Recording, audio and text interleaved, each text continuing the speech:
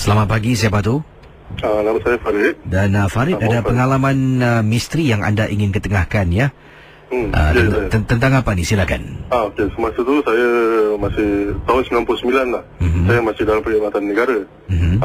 Dan saya pun bertugas sebagai seorang driver. Kira pemandu lah. Dan masa tu pula saya adalah duty driver. Duty driver tu maknanya nak kena bawa ambulans lah. Ada orang kata lah yang ambulans ni kotor lah, apalah. Tapi yang misteri yang pada saya ni, okey, kejadian macam ni berikutnya.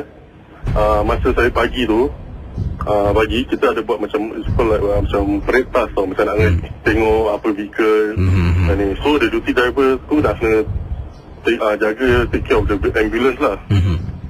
So bila kita jaga tu ambulance tu, macam saya check, saya tengok apa yang rosak, apa yang inilah.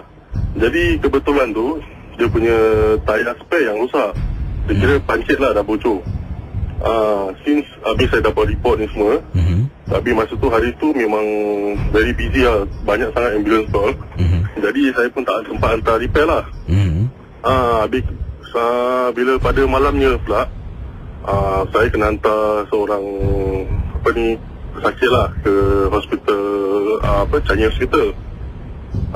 Jadi bila kita nak balik pada base, ambulance tu tayar pancit di expressway. Saya dengan medical officer pun macam okey lah, saya pancit kan, okey, kita tukar lah. Habis saya cakap dengan saya punya officer, cakap bukan saya tak nak tukar, masalahnya tadi saya pagi saya dah check, saya ada pancit. Jadi saya ni medical officer ni, dia pun macam tangan gatal, dia pergi macam ambil bersih, dia tolak-tolak saya punya, dia rasa saya punya tayar. Sekali dia cakap tak ada, okey ni, okey.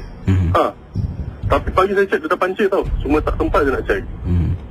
Jadi saya pun tukar lah macam biasa, tak mau cakap banyak kan. Saya tukar. Besok paginya saya hantar pada base, pada workshop lah untuk tukar tu tayar.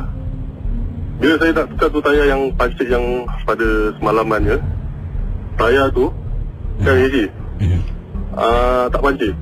Yang orang yang mekanik tu sampai cakap apa tau, tak pancit pun tayar, ya ke? Habis saya bilang dia, okey, ni tayar yang belakang ni yang semalam pancit tau. Ini yang saya bilang spare tayar yang pancit. Jadi saya bilang suruh check. Dia cakap tak ada pun, dua-dua tak pancit. Jadi ini bukan kisah seram lah, cuma sana ini misteri kan. Jadi saya cakap lah sampai sekarang lah, saya sampai, jadi agaknya ada lah benda-benda yang cuba main-mainkan anda itulah, saya rasa boleh gitulah nak cakap dengan gitu. Itulah saya nak ceritakan kisah saya lah. Terima kasih Farid. Sama-sama, Jesse. Okey, silakan.